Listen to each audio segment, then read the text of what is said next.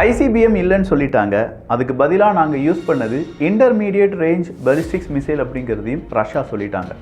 ஆனால் அதன் பிறகும் இந்த சர்ச்சை அப்படிங்கிறது நின்னப்பாடு கிடையாது. இப்படி ஒரு மிசைலை ஏவ போகிறீங்க அப்படின்னு சொல்லி அமெரிக்காட்ட சொன்னீங்களா? நீங்கள் அமெரிக்காட்ட சொல்லாமல் இப்படி ஒரு மிசைலை ஏவுனது தப்பு தானே அப்படின்னு சொல்லி ரஷ்யாட்ட கேட்குறாங்க.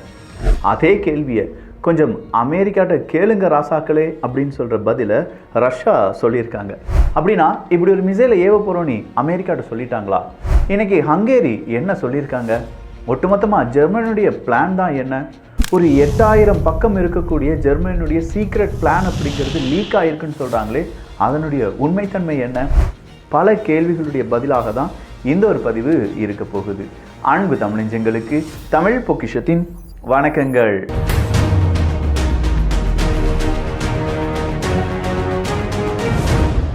பாலிஸ்டிக்ஸ் மிசைல் அப்படின்னு சொல்லும் போதே நமக்கு தெரியும், கண்டிப்பாக ஒரு கட்டத்துக்கு மேலே அது ஒரு ஹைப்பர்சோனிக் மிசைல் அப்படின்னு சொல்லி அறியப்படுவதற்கான வாய்ப்புகள் இருக்குது. காரணம் என்னென்னா அதனுடைய அந்த ஸ்பீட் அப்படிங்கிறது மேக் 5 விட அதிகமாக மாறுறது தான். நேற்றைய தினம் ரஷ்யா பயன்படுத்தின அந்த இன்டர்மீடியட் ரேஞ்ச் மிசைல் அப்படிங்கிறது மேக் 10 ஸ்பீடில் இருக்கும் அப்படின்னு சொல்லியிருந்தாங்கல்ல, அதுவே இன்னைக்கு உலக அரசியலில் பெரும் ஒரு புயலை கிளப்பி இருக்கிறது. அமெரிக்காட்ட இந்த செய்தி எல்லாமே ரஷ்யா சொல்லிட்டாங்க. கரெக்டாக 30 மினிட்ஸ் பிஃபோர் ரஷ்யா அமெரிக்காவுக்கு ஒரு இன்டிமேஷனை கொடுத்துருக்காங்க. நேரடியான தொடர்பு இல்லைனாலும் அமெரிக்காட்ட நாங்கள் இந்த மாதிரியான ஒரு மிசைலை சோதிக்க போகிறோம், உக்ரைனில் இந்த மிசைல் விழுவதற்கான வாய்ப்புகள் இருக்குது அப்படின்னு சொல்லியிருக்காங்க. அது மட்டும் இல்லாமல் ஆல்ரெடி அவங்க அசஸ் பண்ணியிருக்காங்க எந்த இடத்துல இந்த மிசைல் விழும், அங்கே மனிதர்கள் இருக்காங்களா இல்லையா, இதெல்லாம் அசஸ் பண்ண பிறகு தான் ரஷ்யா இந்த மிசைலை ஏவுவதற்கான அந்த சம்மதத்தை கொடுத்திருப்பதாக தகவல்கள் வெளியாகி இருக்கின்றன. ஸோ அமெரிக்காட்ட சொல்லாமல் இந்த மிசைல் ஏவப்படவில்லை. சரி, இது ஏன் அமெரிக்காட்ட சொல்லணும் அப்படின்னு கேட்டிங்கன்னா, அமெரிக்காவினுடைய நட்பு நாடுகள் இல்லாட்டி அமெரிக்காவினுடைய எல்லை, இந்த மூணுலேயுமே ஏதாவது ஒரு மிசைல் பறந்து வருதுன்னா அதுக்கு முன்னாடி கண்டிப்பாக அது அமெரிக்காட்ட இல்லாட்டி இதே மாதிரி பல நாடுகளிடம் சொல்ல வேண்டும். ஏன்னா அந்த மிசைல் அவங்க நாட்டுக்குள்ளே வந்துடக்கூடாது. அப்படி வர்றதா இருந்தால் அதற்கான முன்னெச்சரிக்கை நடவடிக்கையில் அந்தந்த நாடுகள் ஈடுபட வேண்டும் அப்படிங்கிறது தான். ஸோ இந்த ஒரு வார்த்தை நீங்கள் கேட்ட பிறகு நேற்று புட்டின் அவர்களுடைய ஸ்பீச்சில் இன்னொரு வார்த்தையும் சொல்லியிருந்தார். அடுத்த முறை இதே மாதிரியான மிசைலை நான் பயன்படுத்த போகிறேன் அப்படின்னா அங்கே இருக்கக்கூடிய மக்களுக்கு முன்கூட்டியே நான் என்ன செஞ்சிருவேன், இன்ஃபர்மேஷனை பாஸ் பண்ணிடுவேன். நாங்கள் இந்த மாதிரி மிசைலை யூஸ் பண்ண போகிறோம், நீங்கள் இந்த இடத்தை விட்டு விலகி விடுங்கள் அப்படின்னு சொல்கிற அந்த டீட்டெயில்ஸை சொல்லியிருந்தாங்கல்ல. Will certainly include warnings to civilians to clear the zones that will be targeted, and we will certainly do this in a transparent fashion. அப்போ கூட்டி கழிச்சு பார்த்தா ரஷ்யாவினுடைய கணக்கும் சரிதான், ரஷ்யா சொன்னதும் சரிதான். அமெரிக்காவிடம் 30 மினிட்ஸ் பிஃபோர் அவங்க அதை சொல்லியிருக்காங்க. மிசைல் தான் சொல்லியிருக்காங்களே தவிர அது ஐசிபிஎம் அப்படின்னு சொல்லலை. அதனால தான் வேற யாருமே சொல்றதுக்கு முன்னாடி அமெரிக்கா சொன்னாங்க இது ஐசிபிஎம் கிடையாது, அது ஒரு இன்டர்மீடியட் ரேஞ்ச் பாலிஸ்டிக்ஸ் மிசைலாக தான் இருக்கும் அப்படிங்கிற அந்த கருத்தை அவங்க பதிவு பண்ணியிருந்தாங்க. இப்படி ஒரு மிசைல் தாக்குதலை நடத்திட்டாங்களே, கண்டிப்பாக உக்ரைன் திரும்ப ஒரு தாக்குதலை செய்வாங்களே அப்படின்னு கேட்டால் அதுக்கான எல்லா ஆயத்த நடவடிக்கைகளையும் ரஷ்யா ஈடுபட தொடங்கிருச்சு. உக்ரைனுடைய ஒரு பார்வை கிரீமியா பக்கம் இருக்குது அப்படிங்கிறத நம்மளால் மறுக்கவே முடியாது. ஸோ உக்ரைன் எப்போ வேணாலும் கிரீமியாவை அட்டாக் பண்ணலாம். அதனால தான் பான்சிர் S1 ஆன்டி மிசைல் சிஸ்டம் எல்லாமே இப்போ கிரீமியாவில் பல இடங்களில் நிறுத்தி வைக்கப்பட்டிருக்கிறது அப்படிங்கிற தகவல் வெளியிடப்பட்டிருக்கின்றன. ஸோ வின்டர் இஸ் கம்மிங் அப்படிங்கிற ஒரு வார்த்தையை சேர்த்துருந்தாங்க. இந்த வின்டர் வர்றதுனால அடுத்ததாக என்ன நடக்கும் அப்படின்னு கேட்டால், வின்டரும் வருது, கூடவே 2 மாதத்துக்கு பிறகு டொனால்டு ட்ரம்ப் அவர்களும் வரப்போகிறார். இது இரண்டுமே ரஷ்யாவுக்கு ஒரு ஆடட் அட்வான்டேஜ் தான். இந்த வின்டரின் போது ரஷ்யா அதிகமான தாக்குதலை நடத்துவதற்கான வாய்ப்புகள் இருக்குன்னு சொல்றாங்க. அதுவும் ட்ரோன் தாக்குதல் அதிகமாக இருக்கும் அப்படின்னு சொல்றதுக்கான ஒரு புள்ளி விவரம் வெளியாகிருக்கு. அதை நான் சொல்ல போறேன், நல்லா கவனிச்சுக்கோங்க. ஒரு மாதத்திற்கு கிட்டத்தட்ட 900 கமிகாஸ் ட்ரோன்ஸ் அப்படிங்கிறத மேனுஃபேக்சர் பண்ணி அதை உக்ரைனுக்கு எதிராக ரஷ்யா பயன்படுத்த போறாங்க அப்படிங்கிற தகவல் இப்போது ரொம்ப பெரிய அளவில் பல மீடியாக்களும் பேசப்பட்டு வருகின்றன.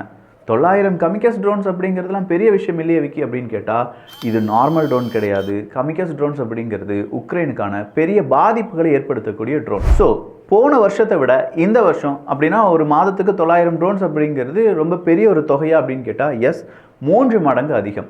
அப்போ 3 மடங்கு அதிகமான கமிகாஸ் ட்ரோன்ஸ் அப்படிங்கிறத இந்த நவம்பர் டிசம்பர் மாதம் யாருக்கு எதிராக ஏவ போகிறாங்க? இதே உக்ரைனுக்கு எதிராக ரஷ்யா ஏவ போகிறாங்க.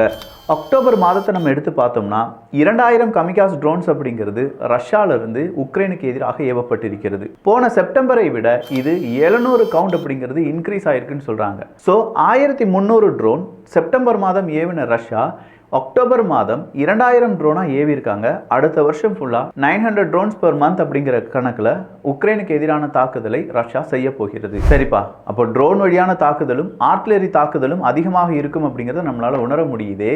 இப்படி ICBM இல்லாட்டி இந்த மாதிரி இன்டர்மீடியட் பெலிஸ்டிக்ஸ் மிசைல் எல்லாமே இனியும் ரஷ்யாட்ட இருக்கா? ஏன் அமெரிக்காவுக்கு 30 நிமிஷம் முன்னாடியே இந்த இன்ஃபர்மேஷன் தெரிந்தாலும் எதுவுமே செய்யாமல் இருந்துட்டாங்களே அப்படின்னு கேட்டால், ரஷ்யா சொன்ன மாதிரி எந்த மிசைல் எங்கே போய் விழும் அப்படிங்கிறது எக்ஸாக்டாக அமெரிக்காவிடம் டேட்டாவாக இல்லை. அது மட்டும் இல்லாமல் ரஷ்யா ஒரு உறுதியை கொடுத்துருக்காங்க, அமெரிக்காவுக்கோ இல்லை நாட்டோ நாடுகளோ எங்களுடைய இலக்காக இல்லை அப்படிங்கிறது தான்.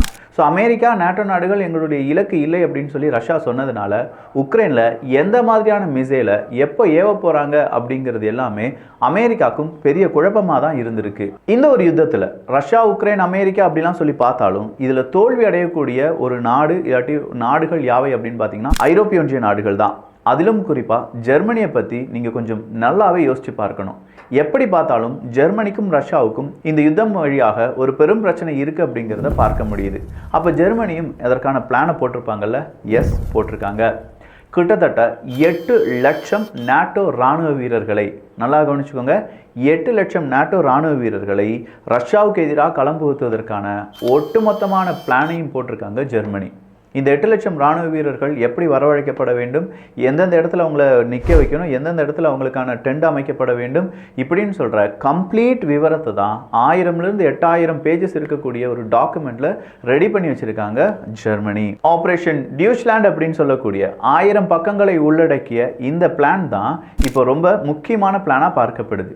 ஸோ ஆப்ரேஷன் டியூச்லாண்ட் அப்படின்னு சொல்லி ஜெர்மனி அழைக்கக்கூடிய இந்த ஆப்ரேஷனில் அவங்க என்ன செஞ்சுருக்காங்கன்னா, பல கட்டிடங்கள் அப்படிங்கிறத மார்க் பண்ணியிருக்காங்க. இந்த கட்டிடங்கள், அது கூடவே சேர்ந்திருக்கக்கூடிய இன்ஃப்ராஸ்ட்ரக்சர், இதெல்லாம் ஏன் இந்த ஆப்ரேஷன் டியூச்லாண்டில் ஜெர்மனி மார்க் பண்ணியிருக்காங்கன்னா, அந்த இடங்களை நாட்டோ படைகள் பாதுகாக்க வேண்டும் அப்படிங்கிறது தான். ஸோ முக்கியமான இடங்களா இவை அப்படின்னு கேட்டால், முக்கியமான இடங்கள் அப்படின்னு சொல்கிறத விட இந்த நாட்டோ படை ஒரு 8 லட்சம் பேரை கொண்டு வர போகிறோம்ல, அந்த 8 லட்சம் பேரை தங்க வைப்பதற்கும் அவங்களுக்கு தேவையான அம்யூனிஷன்ஸ் எல்லாம் ஸ்டோர் பண்ணுறதுக்குமான இடங்கள் தான் இது. இந்த கட்டிடங்களை நாம் என்ன செய்யணும்? செக்யூர் பண்ணணும். இந்த கட்டிடங்களை செக்யூர் பண்ணாதான் இந்த இடத்துலேருந்து அந்த இடத்துக்கு நம்ம லாஜிஸ்டிக்ஸ் ஈஸியாக பண்ண முடியும்.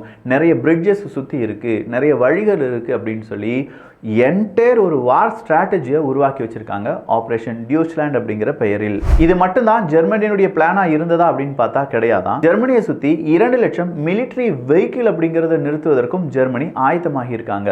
ஸோ 2 லட்சம் மிலிட்ரி வெஹிக்கிள். ஏன் இந்த தேவையில்லாத வேலை அப்படின்னு பார்த்தா இது தேவையில்லாத வேலை கிடையாது.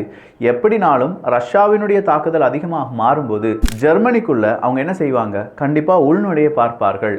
அதை தடுப்பதற்காக தான் 2 லட்சம் மிலிட்ரி வெஹிக்கிள் அப்படிங்கிறத பல முனைகளிலும் ஜெர்மனி நிறுத்துவதற்கான திட்டம் போட்டிருக்காங்க என்பது தான் இந்த ஆப்ரேஷன் டியூச்லாண்ட் அப்படிங்கிற டாக்குமெண்ட் நமக்கு சொல்லக்கூடிய விஷயம். சரிப்பா, அப்படின்னா ஐரோப்பிய ஒன்றியத்துக்கு ஒரு பெரிய சிக்கல் இருக்கே, அதில் தான் ஹங்கேரி போன்ற நாடுகள் எல்லாருமே இருக்காங்க.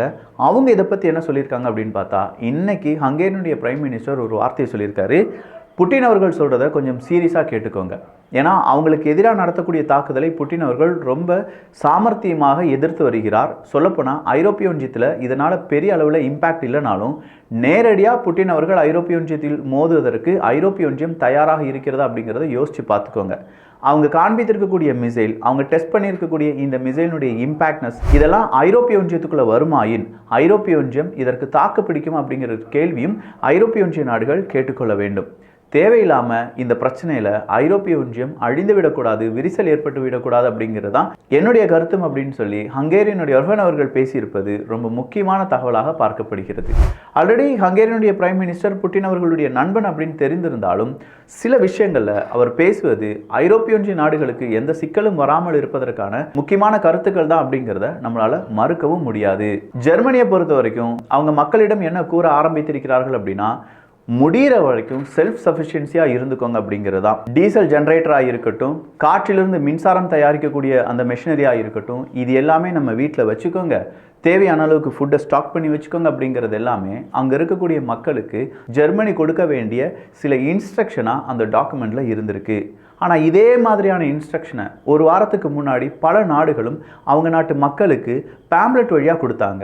இதில் நார்வே உட்பட பல நாடுகளும் இந்த நோட்டீஸை மக்களுக்கு கொடுத்தார்கள் என்பதும் குறிப்பிடத்தக்கது.